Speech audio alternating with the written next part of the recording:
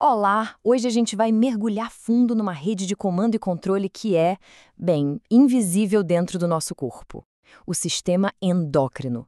Sabe, é ele que está lá, quietinho, orquestrando um monte de funções que mantém a gente em equilíbrio e literalmente nos mantém vivos. Sabe aquela sensação de coração disparado antes de uma apresentação importante ou de uma prova? As mãos começam a suar, a respiração fica mais rápida, parece que uma onda de energia toma conta do corpo. É uma coisa que todo mundo já sentiu, né? Pois é, essa reação toda, que parece tão intensa, na verdade é uma resposta biológica super bem coordenada. E quem são os maestros por trás disso tudo? São eles, os hormônios, os famosos mensageiros químicos do nosso corpo. Então, bora mergulhar nisso.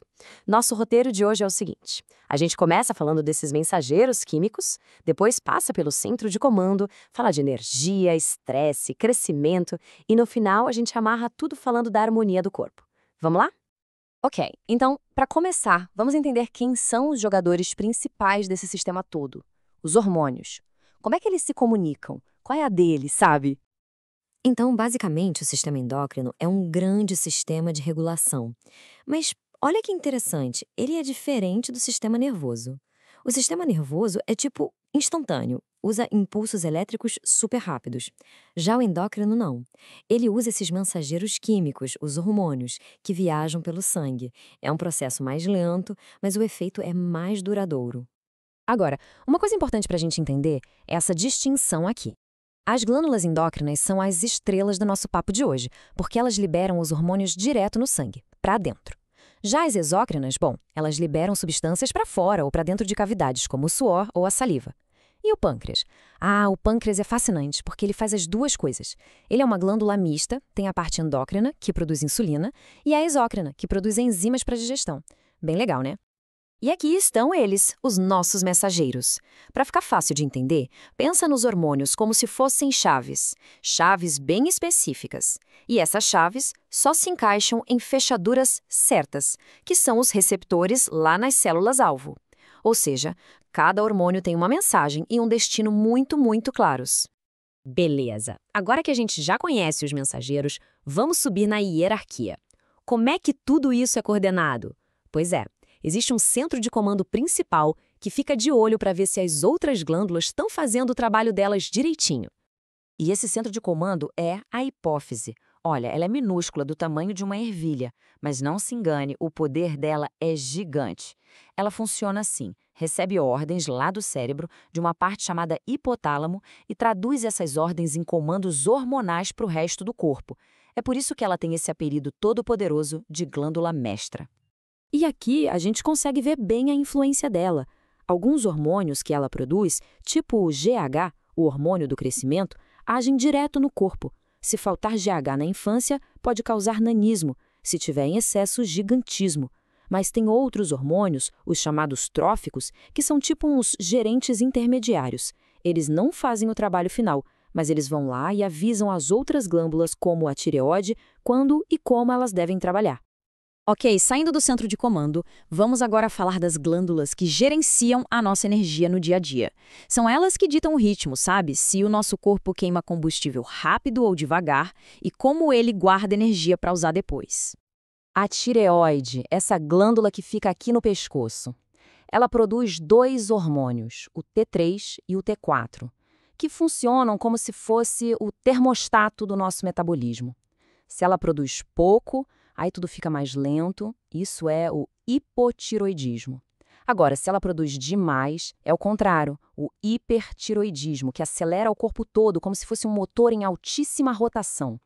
E voltando a falar do pâncreas, aqui está a parte endócrina dele em ação. É um jogo de equilíbrio perfeito. De um lado, as células beta produzem a insulina. A insulina é aquela chave que a gente falou, que abre a porta das células para a glicose entrar e virar energia.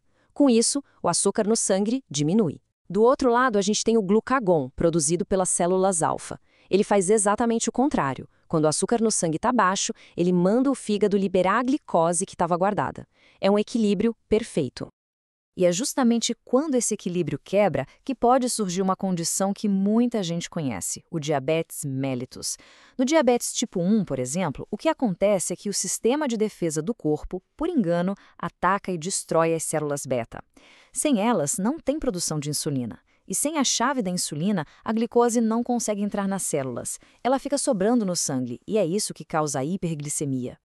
Então, lembra daquela sensação de coração acelerado lá do comecinho da nossa conversa? Pois é, chegou a hora de voltar para ela e entender quem são os responsáveis por essa reação tão imediata.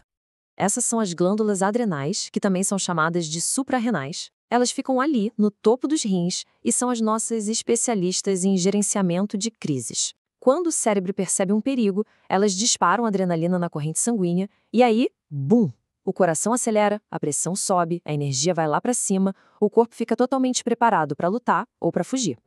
Mas olha, as adrenais não servem só para gerenciar o pânico do momento. A adrenalina é para essa emergência rápida de curto prazo. Já para um estresse mais longo, mais crônico, a gente tem o cortisol. Ele ajuda a manter a energia alta e a controlar a inflamação, mas cuidado, em excesso ele pode ser bem prejudicial. E ainda tem a aldosterona, que é super importante para regular a nossa pressão, controlando o equilíbrio de sal e água no corpo. Bom, já falamos de reações rápidas e de energia. Agora, vamos mudar o foco e falar dos hormônios, que moldam quem a gente é a longo prazo. São eles que governam o nosso crescimento, nossa maturação sexual e a nossa capacidade de reprodução. Aqui entram em cena as gônadas, os testículos nos homens e os ovários nas mulheres. São eles que produzem os hormônios sexuais. A testosterona é que impulsiona o desenvolvimento das características masculinas, tipo a voz mais grave, mais massa muscular. Já o estrogênio cuida das características femininas, como o desenvolvimento das mamas. E os ovários produzem também a progesterona, que tem um papel fundamental, preparar o útero todo mês para uma possível gravidez. Ufa! A gente viu um monte de peças separadas, né? Então agora, para fechar, vamos juntar tudo isso e entender qual é o grande objetivo dessa rede de comunicação tão complexa. Então, para a gente recapitular, o sistema endócrino é o grande guardião da homeostase. Homeostase é só um nome chique para equilíbrio interno do corpo. Ele está o tempo todo fazendo pequenos ajustes em dezenas de coisas para garantir que a gente funcione da melhor forma possível. E como ele faz isso? Através de um mecanismo genial de feedback em que um hormônio pode avisar para parar de ser produzido. É uma dança química super delicada que acontece a cada segundo dentro da gente. E para a gente terminar, fica aqui uma reflexão. Se os hormônios governam tanta coisa, da nossa energia até a nossa resposta ao medo, o quanto da nossa experiência de todo dia, sabe, nossos sentimentos, nosso humor, o quanto disso tudo é um reflexo direto dessa sinfonia química que acontece aqui dentro? Fica aí a pergunta. Valeu pela companhia e até a próxima.